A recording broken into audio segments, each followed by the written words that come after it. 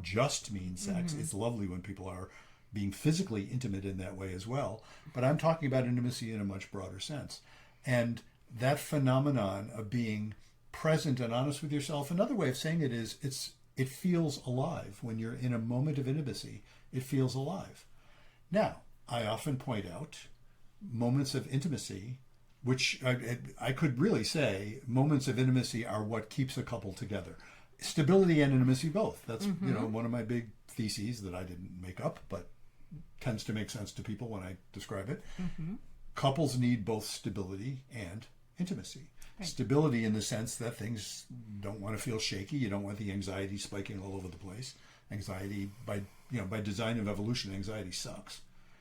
But if you sacrifice intimacy for the sake of stability, that will become destabilizing. Yeah. Because what keeps people that feeling of alive, a feeling, oh, I can be who I am with you, and I do feel I can be who I am with you, which is why we have a good relationship. I have a good relationship, because I think you feel the same way. Yes. And that's what it feels like. That's a relationship you want to stay in. Exactly. And cherish, and you become part of.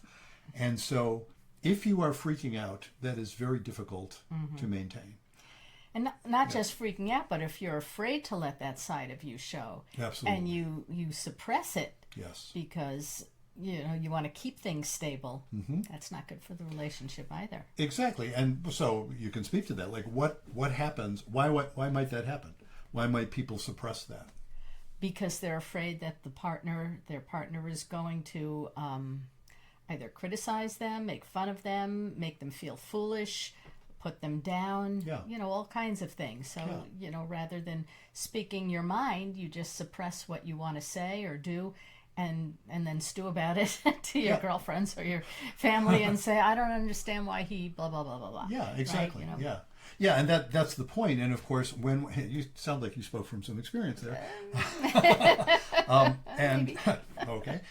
And when that happens, and it can be as simple as, when I brought up some garden variety complaint with my partner, it went off the rails. Yeah. He or she just totally freaked out. Yeah, freaked out.